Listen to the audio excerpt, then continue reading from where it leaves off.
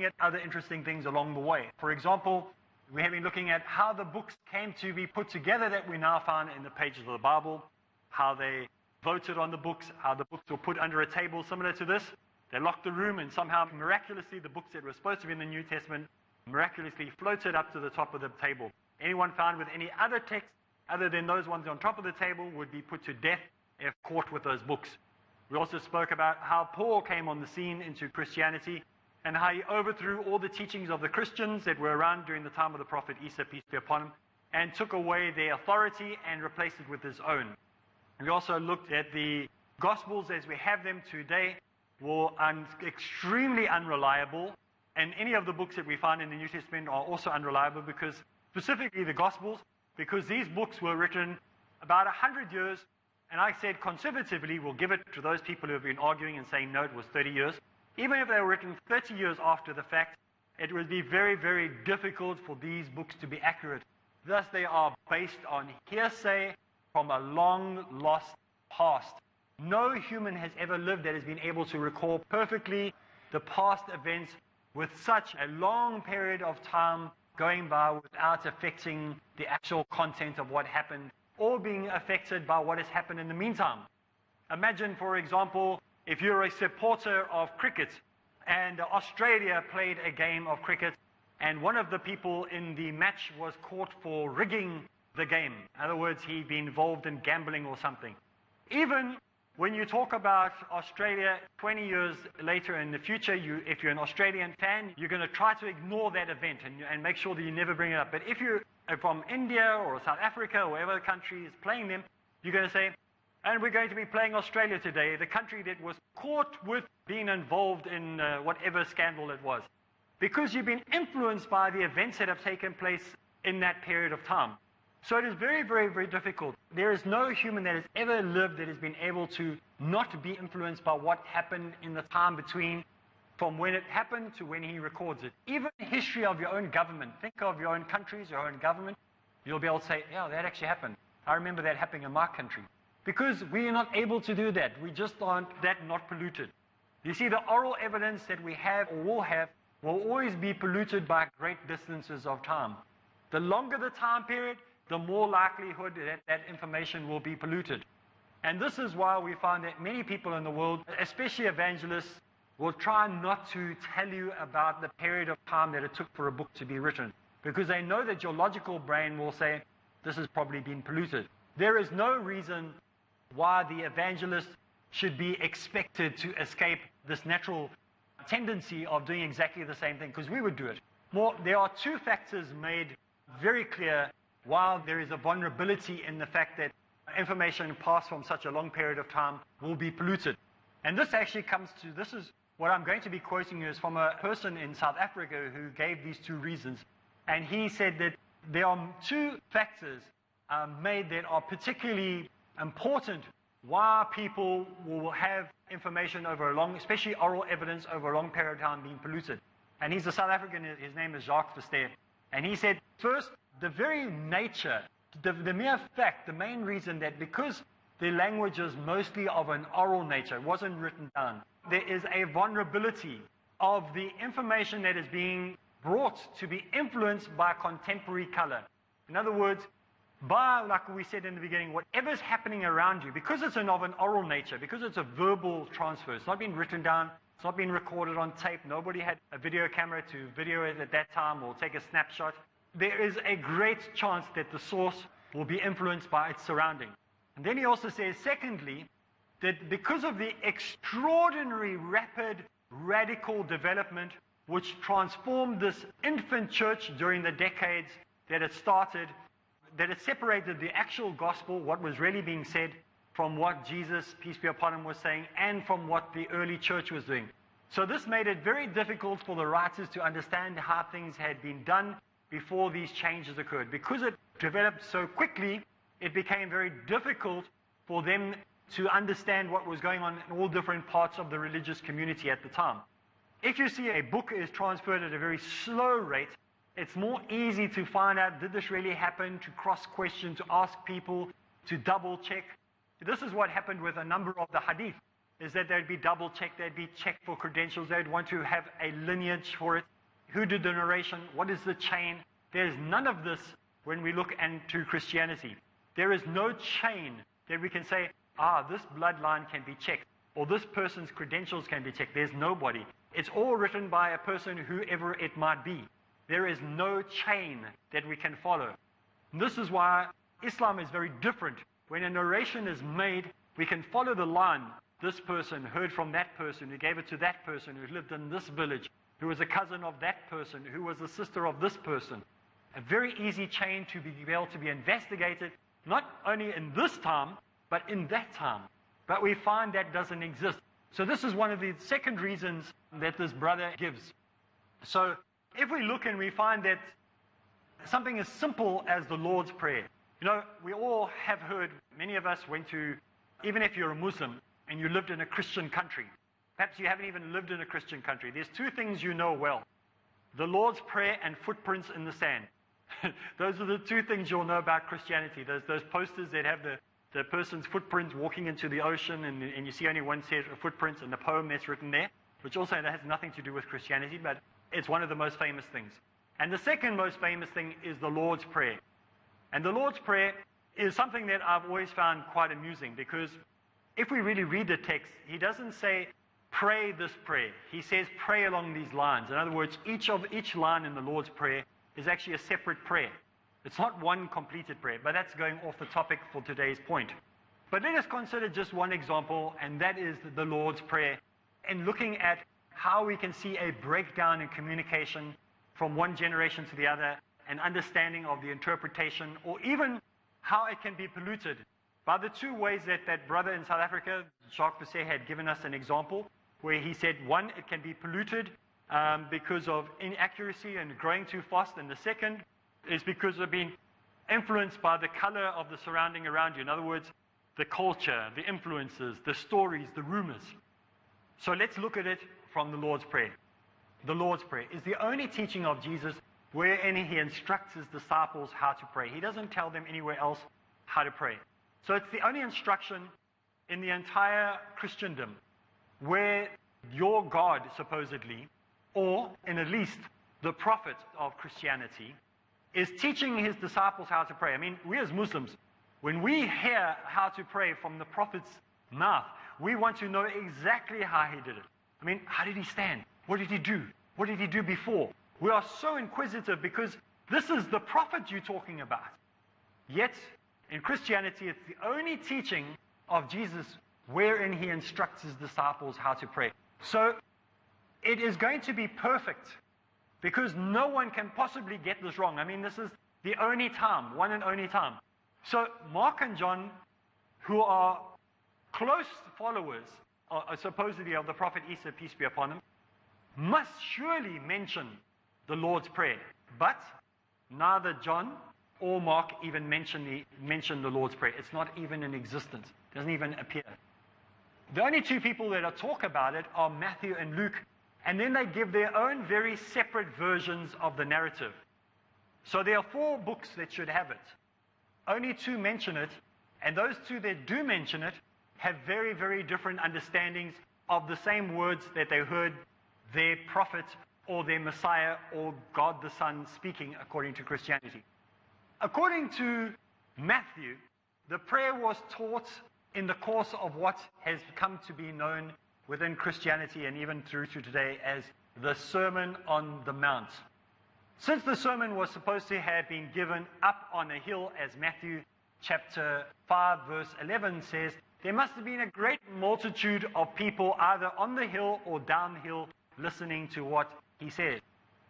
But when we look at the book according to Luke, or we look at Luke's gospel, this prayer was not taught as part of this particular sermon, which was given down the hill on level ground, according to Luke chapter 6, verse 17. So, in Matthew chapter 5, verse 11, it's the Sermon on the Mount, up on the mountain. In Luke chapter 6, verse 17, when they talk about exactly the same story, it's down the hill on level ground. So, one of them has got it wrong. But Luke records it much later than the Sermon on the Mount. He has it much later. In Luke chapter 11, verse 1 says, and a certain place Jesus was at prayer. When he ceased, one of the disciples said to him, Lord, teach us how to pray, as John taught his disciples. And he answered, when you pray, say. But in Luke chapter 11, verse 1 to 2, this is where this course takes place. Nowhere near the Sermon on the Mount or anything like that. So the Lord's Prayer must have been memorized by Jesus' disciples and later followers of him a long time after Jesus in his own original words and language. I mean, it's highly unlikely that the people wouldn't have wanted to speak exactly the same words he spoke, to feel closeness to him. I'll give you an example of this. Imagine, for example, you went to China or India or Russia or any country where they don't speak English, somewhere where English is not spoken widely by the masses. If you had to ask him, sing a song, a secular song, a well-known song, a song that one of the celebrities is singing, one of the well-known singers is singing, will they take that song and translate it into their own language, or will they sing it in English? No. Even they don't even understand English, they will sing it in the language that is English, because that's the way the song was written. Well, let's take a break, and when we get back from the break, we'll continue, inshallah.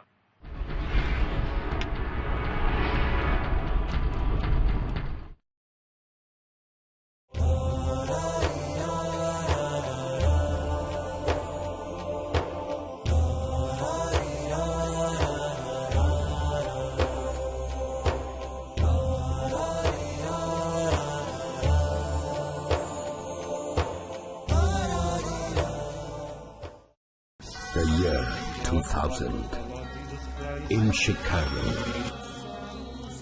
America, the historic debate The Quran has many scientific errors. between Dr. William Campbell This Bible contains absurdities as well as innumerable scientific errors. and Dr. Zakir Naik Why are these so-called scientific claims made which no Muslim can support? changed the minds. Not a single person will be able to prove a single verse of the Quran The way people think. in conflict with established modern science. Don't miss the historic The purpose debate. of my presentation is not to hurt any Christian's feeling. If I hurt your feelings, I do apologize in advance.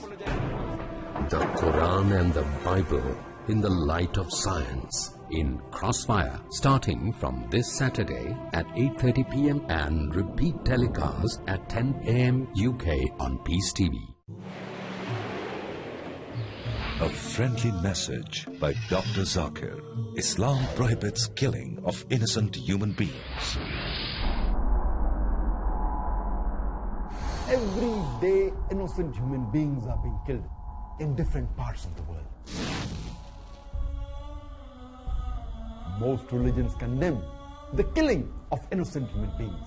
But Islam goes a step further and says in the glorious Quran, Surah Al-Ma'idah, chapter number 5, verse number 32, if anyone kills a human being, unless it be for murder or for spreading corruption in the land, it would be as if he has killed the whole of humankind. It does not stop here, but continues. And if anyone saved a single human life, it would be as if he has saved the life of the entire humankind. Remember, please do not kill a single innocent human being, but rather save the whole of humankind by saving human lives. Human life is precious. Peace TV, the solution for humanity.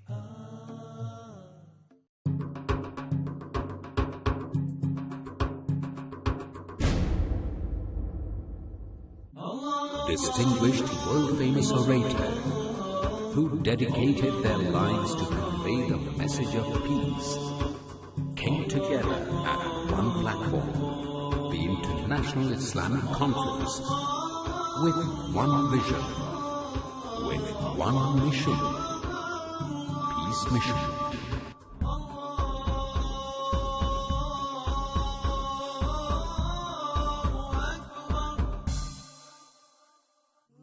I welcome all of you with Islamic greetings. Assalamu alaikum wa rahmatullahi wa barakatuh. Peace Mission, next on Peace TV.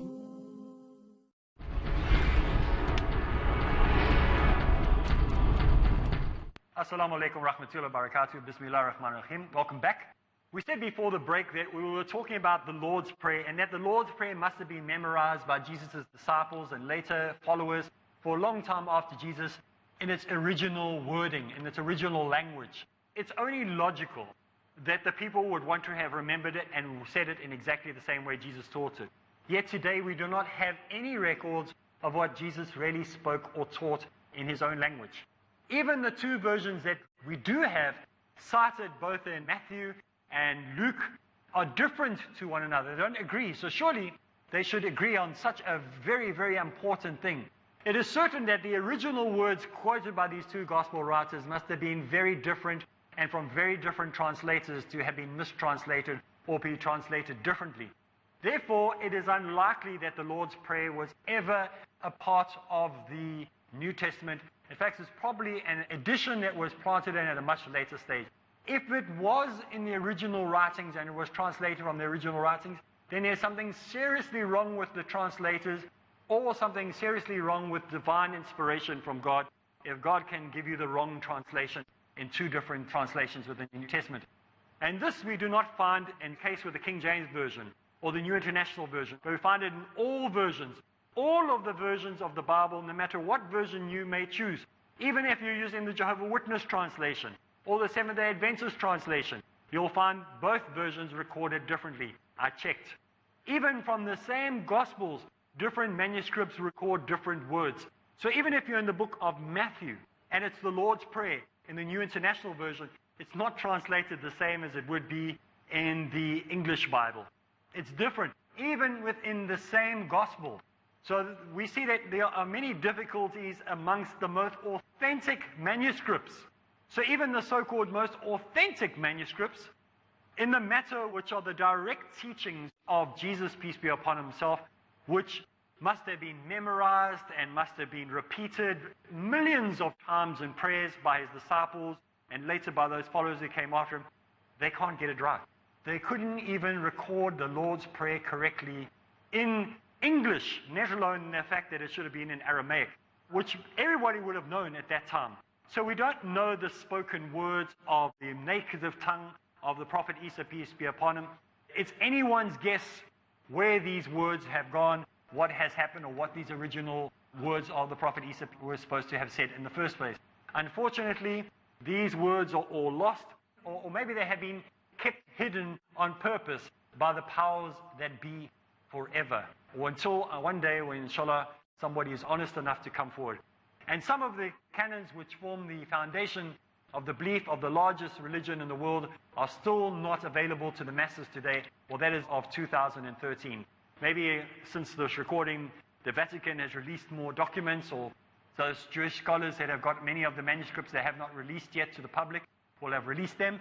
But inshallah, until that time, we are going to have to remain in the dark on what actually happened. And this is the evidence in which we must contend in order to prove or disprove, for it is the internal evidence which we're going to have to use to make sure or prove one way or the other whether Jesus Christ was or was not the Son of the Most High, whether or not he died on the cross for the redemption of the sins of mankind. And this is what we have to contend with. And such are the issues that we as Muslims are having to contend with when looking at this question of the cross question. So let's move straight forward and go on towards the journey towards Jerusalem, because this is actually where we're starting the program from. All this that we have done up to this point has been a form of introduction. So we're looking at the journey towards Jerusalem. So let's have a look what the text actually says. It says, and they were in their way going towards Jerusalem, and Jesus went before them. So you can imagine that these disciples of Jesus and Jesus himself were on their way, making their way to Jerusalem. And it goes on to say, and he took again the 12. Who are the 12? The 12 disciples that were with him. And he began to tell them what should happen and things that were going to happen to him, saying, behold, we are going into Jerusalem, and the Son of Man shall be delivered unto the chief priests and unto the scribes. And they shall condemn him to death, and he shall be delivered from them to the Gentiles. And they shall mock him, and they shall scourge him, and they shall spit upon him, and they shall kill him, and on the third day he will rise again. This is according to Mark chapter 10, verse 32 to 34, found in the King James Version. All the versions have more or less a similar thing to say, but some of the wording is different. According to the New English Bible, the last sentence actually should read, "And 3 days afterwards he will rise again." Remember the King James Version says, "And 3 days he shall rise again." The New English Bible says, "And 3 days afterwards he will rise again."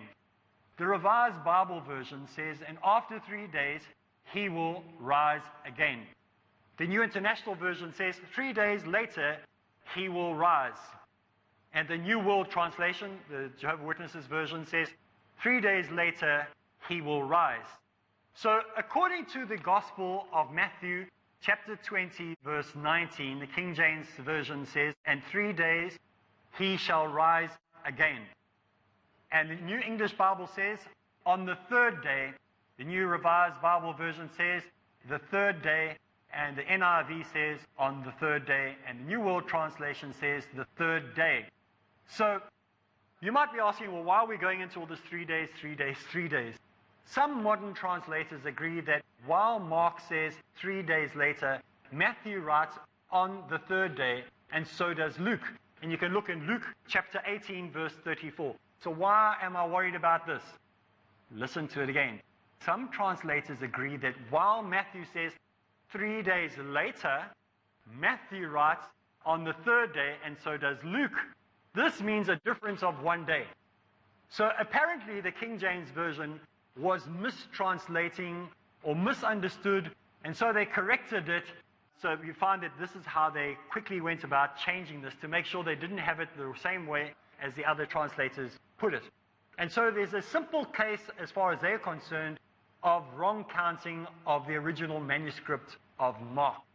So before we even get into the story of going anywhere near crucifixions or anything, we find that there is a problem of 1 day already.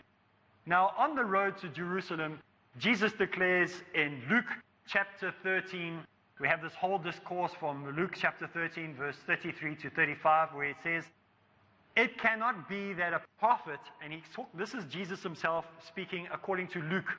So go check it, write it down, Luke chapter 13, verse 33 to 35. And it says, this is Jesus himself speaking according to Luke. "It cannot be that a prophet perish out of Jerusalem." He doesn't refer to himself as the Son of God. He doesn't refer to himself as God. He says, "I am a prophet." So he says, how can it be that a prophet perish out of Jerusalem? And he continues to quote, says, "Oh Jerusalem, who kills the prophets and stones them which came and were sent out of there." And he goes on to this whole long discourse. He says, "How I long to gather you, like a hen does gather her brood under her wings." And he has, it's a beautiful analogy. Like imagine like a chicken, how he looks after the baby chickens, the mother hen looking after. He gives this analogy. "Behold, this house was left in desolation. Verily I say unto you, blessed is he who comes in the name of the Lord." And this whole beautiful description is given. Jesus' disciples listen to Jesus talking like this, but simpletons as they are betrayed. The next verse, in verse 34, says, "They understood none of these things, and this saying they did not understand a word that he had spoken." So according to Luke, Jesus is saying, according to his own words, "I am a prophet. People won't understand me when I go to my own village. People will not accept me. They will reject me as a prophet. How I long to bring all my people together as a chicken would like to bring together her chicks."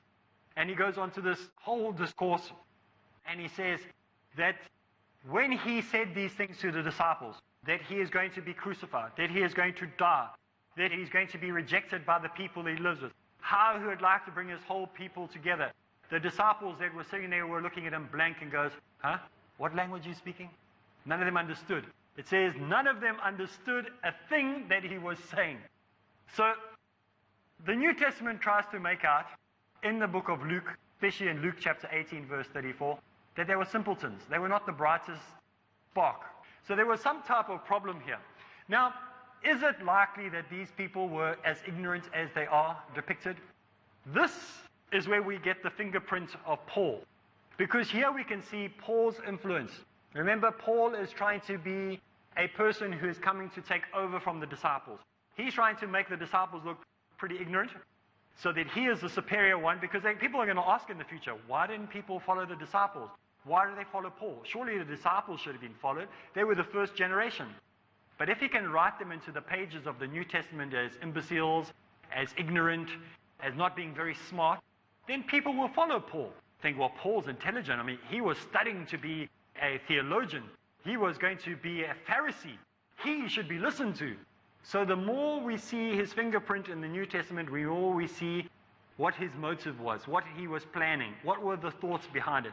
Anyway, we're going to look at all those things. It's very interesting. We're getting to the interesting stuff now. We're getting into the meat.